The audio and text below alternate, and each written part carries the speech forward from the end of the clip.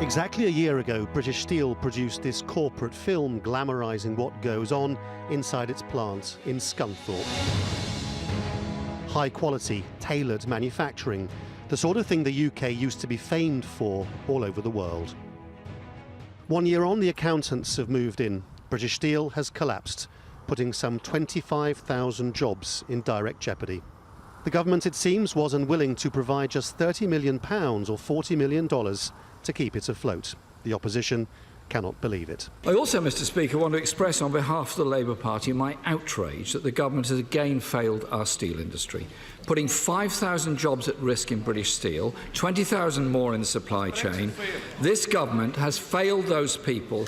We will be working with the company and others and the official receiver in the days and weeks ahead to ensure that we can pursue every step to secure the future of the operations at Scunthorpe, Skinning Grove and on Teesside. The irony isn't lost on anyone that the news of the demise of British Steel comes 1 day before European elections, in which the Conservative Party is expected to receive a thrashing.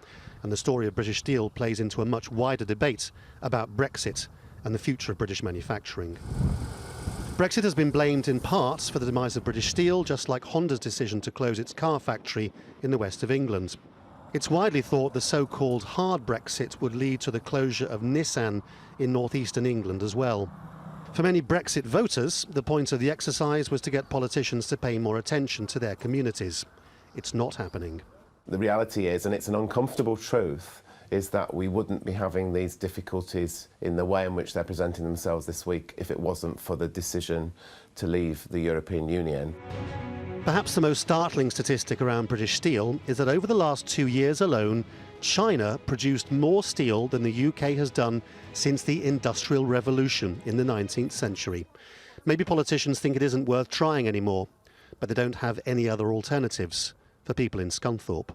It's difficult to explain a situation where the government can find $5 billion to renovate the Parliament building and another $5 billion to protect the country against the worst of a no-deal Brexit, and yet cannot find the money to protect the UK's steel industry. How they've been explaining it to voters is anybody's guess. Laurence, Al Jazeera in London.